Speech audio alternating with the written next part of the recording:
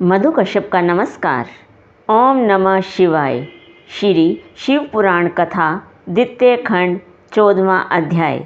ब्रह्मा जी बोले, हे नारद, जिस समय शिव जी ने सती का हाथ अपने हाथ में लिया उस समय मुनि प्रसन्न होकर शिव तथा सती का जय घोष करने लगे तथा पुष्प वृष्टि हुई। अनेक प्रकार के बाजे बजने लगे। दक्ष प्रजापति ने दहेज स्वरूप बहुत सी उत्तम वस्तुएं, अमूल्य रत्न आदि दिए।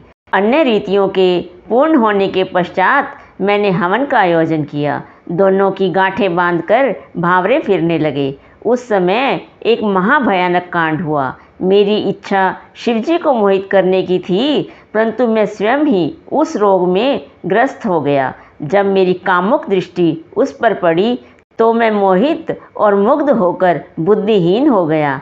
ऐसी दशा में मेरे हृदय में सती का अनुपम रूप देखने की अभिलाषा जागृत हुई। मैंने उस समय यह उपाय किया कि एक भीगी लकड़ी आग में डाल दी, जिससे बड़ा धुआं उठा। शिवजी के नेत्रों में वह धुआं लगने से ऐसे आंसू बहने लगे कि शिवजी उन्हें दोनों हाथों से पोंछने लगे। ऐसे सुअवसर से लाभ उठाकर मैंने सती के मुख से घूंघट उठाकर उनका सुंदर स्वरूप देखा तथा कामदेव के प्रचंड वेग से दुखित हो सब धर्म कर्म भूल गया। उस समय मेरा वीर्य धरती पर गिर पड़ा। मैंने उसको इस प्रकार से छिपाया कि किसी पर यह बात प्रकट न हो सकी, परंतु शिवजी ने अपनी दिव्य दृष्टि द्वारा इस भेद को जान लिया।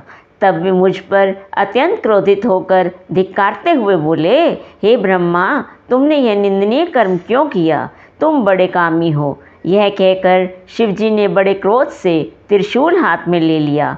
ब्रह्मा जी बोले, हे नारद, शिवजी का यह स्वरूप देखकर मैं थर थर काँपने लगा तथा मुझे बड़ा आश्चर्य हुआ।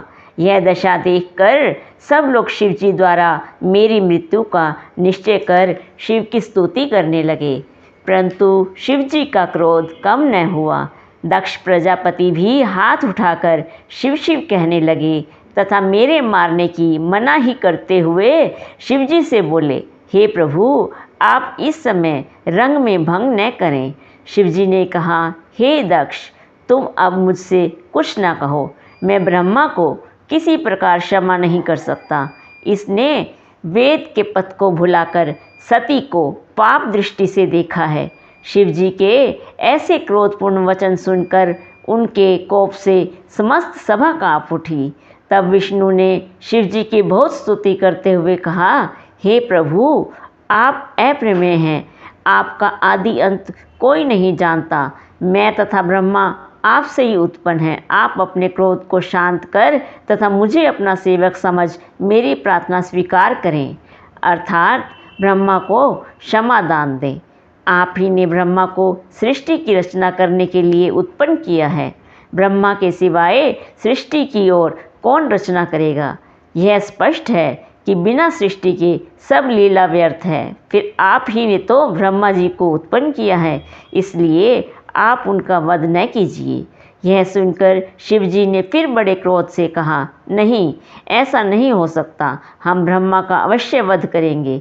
हम स्वयं सृष्टि की रचना करेंगे अथवा दूसरा ब्रह्मा उत्पन्न कर सब लोगों में इस बात को प्रकट कर देंगे।